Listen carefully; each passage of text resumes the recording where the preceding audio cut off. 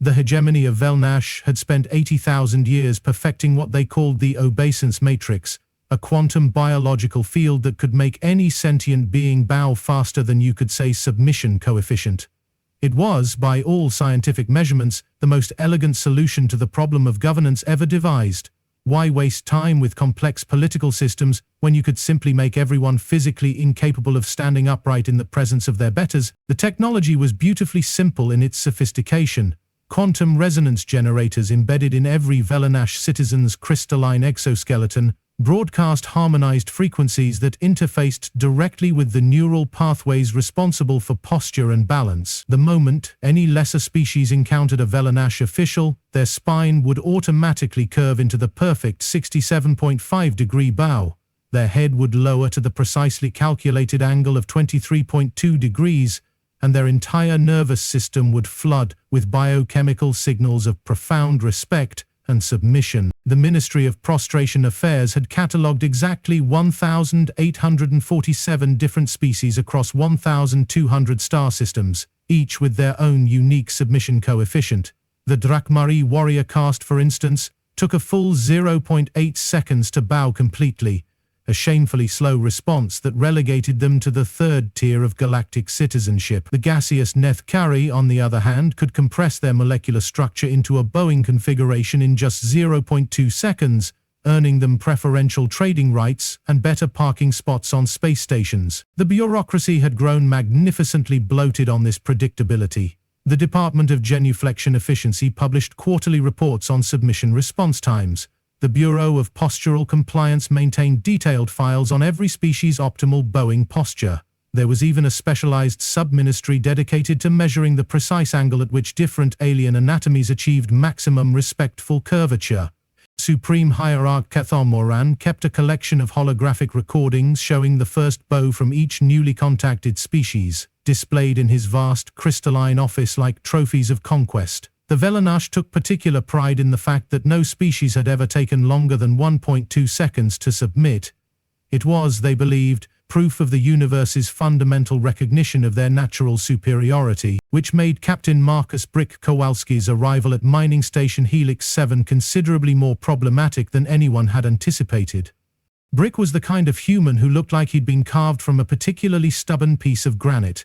He had the build of someone who'd spent 30 years operating heavy machinery in deep space, the temperament of a construction foreman dealing with his third budget overrun, and the diplomatic skills of a pneumatic drill. His crew of 14 asteroid miners had been working the outer rim for 6 months, systematically stripping rare minerals from dead rocks, with the methodical efficiency that had made human mining operations legendarily profitable. They'd docked at Helix 7 for routine resupply, expecting nothing more exciting than overpriced station food and maybe a decent poker game.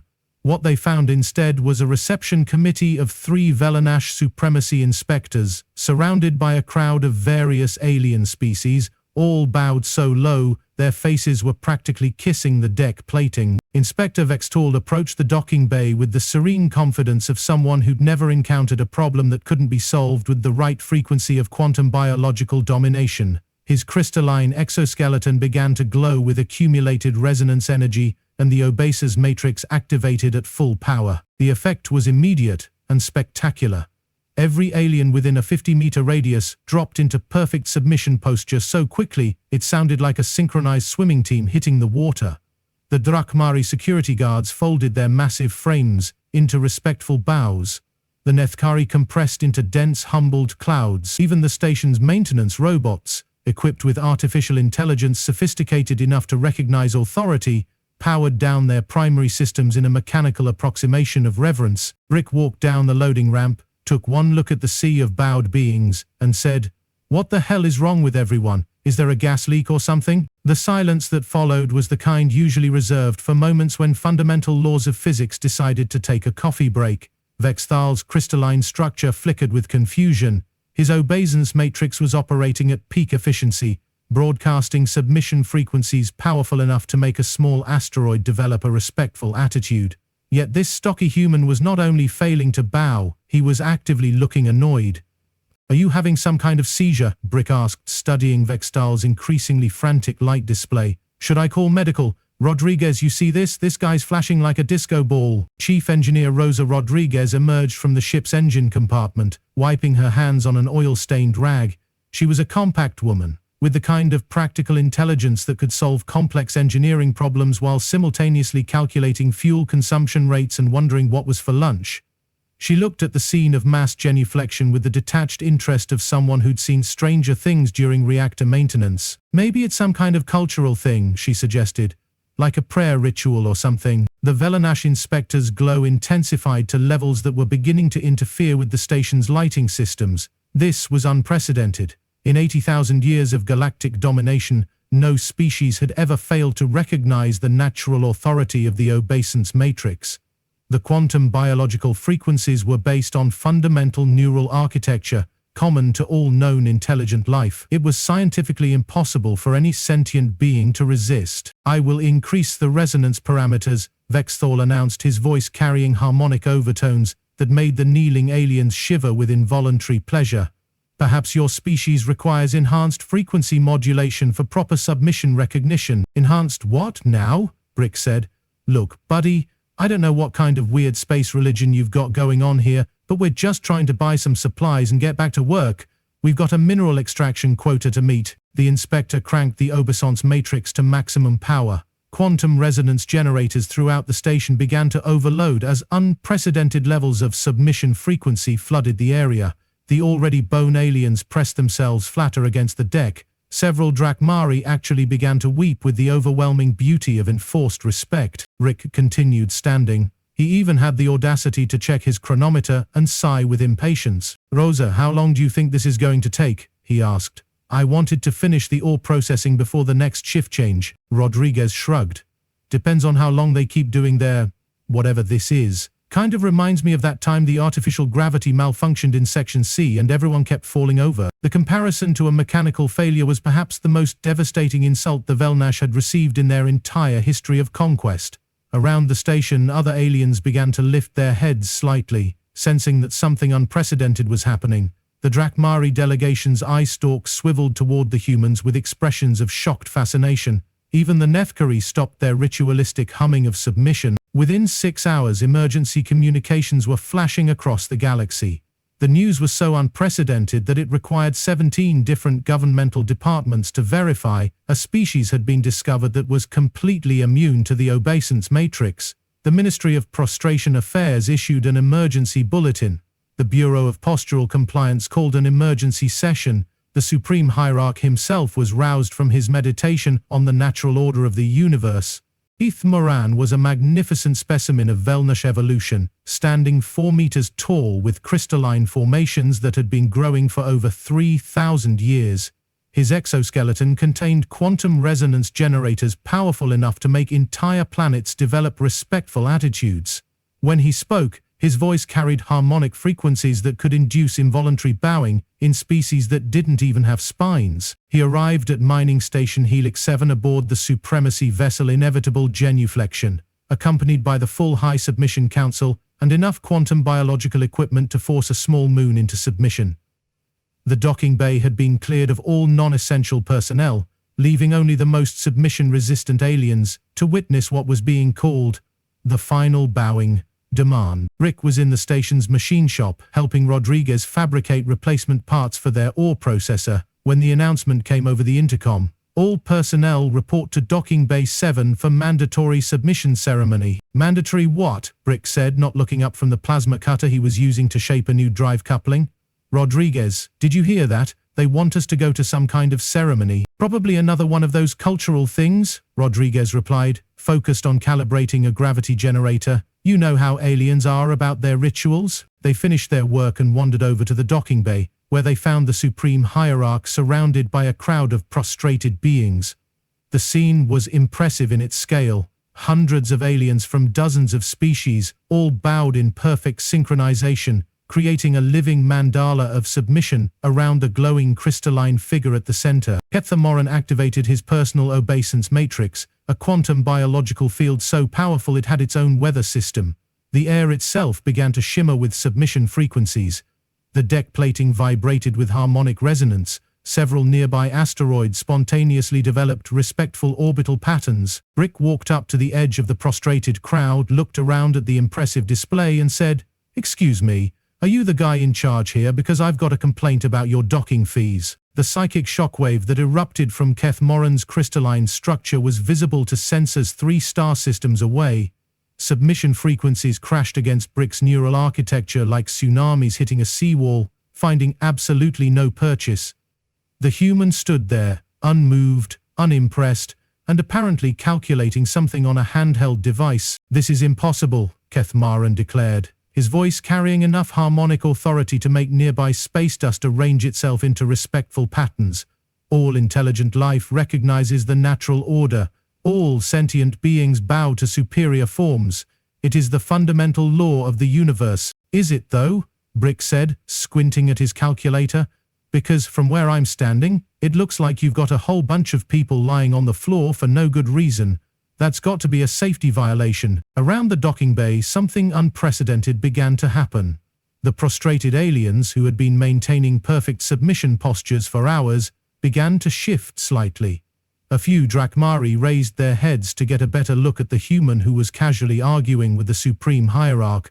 Some Nethkari began to expand from their compressed states, testing the boundaries of their enforced humility. The rebellion began with a single question from a Drakmari warrior named Gorthmax. "Wait, we don't actually have to stay down here, do we?" It was a simple question, but it hit the foundation of the hegemony like an asteroid impact. For 80,000 years, the Velenesh had maintained power through the unquestioned assumption that submission was inevitable, natural, and scientifically mandated. The idea that bowing might be optional had never occurred to anyone. "Of course you have to bow," Keth Moran said, his harmonics becoming slightly strained. "The obeisance matrix compels recognition of natural hierarchy. It is quantum biological law." "But this guy isn't bowing," Gorthmax pointed out, gesturing toward Brick with one massive claw. "And he seems fine." Brick looked around at the crowd of prostrated beings with the expression of someone who'd finally figured out what was bothering him about the whole situation.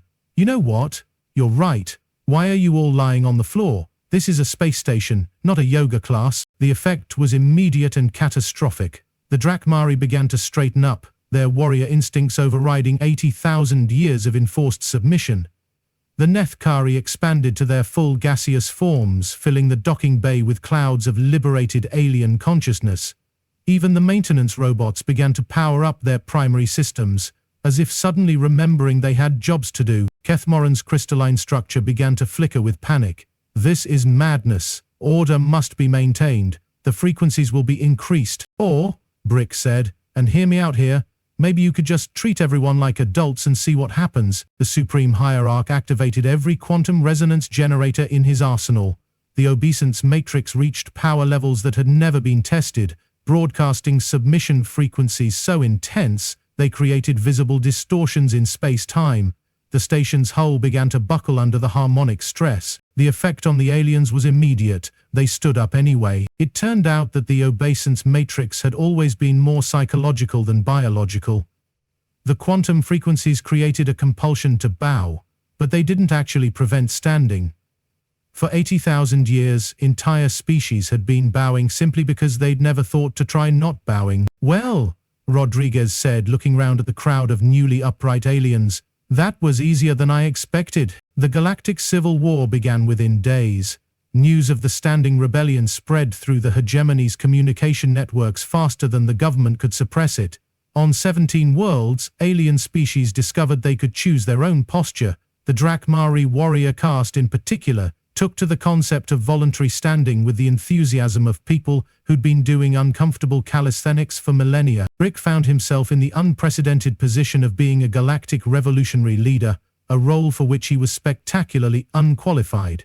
His response was typically practical. "Look, I just want to finish mining this asteroid belt and get paid. If you folks want to stand up, that's your business." The Velenash military response was swift and brutal.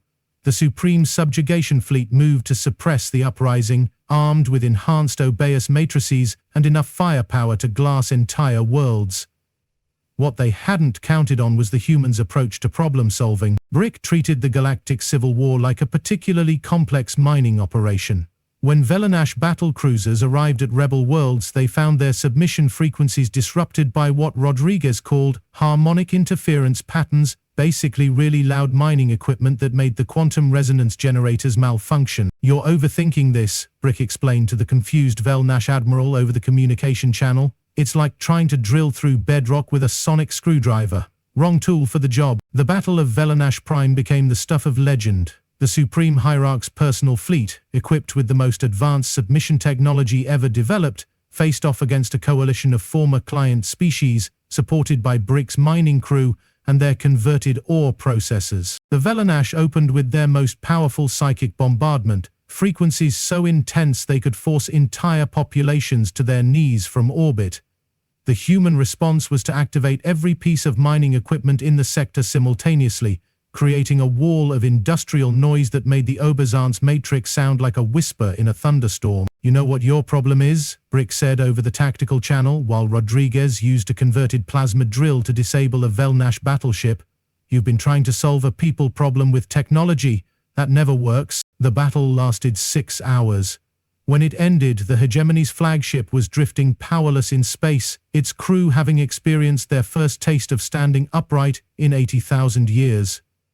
Keth Moran himself was found in his private chambers, staring at his reflection and practicing what humans called basic posture. The aftermath was chaos, but the productive kind.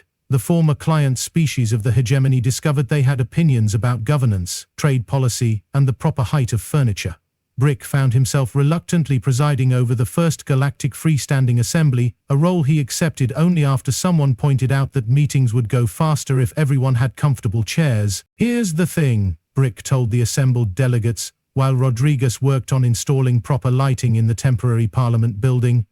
"Government is just people management on a large scale.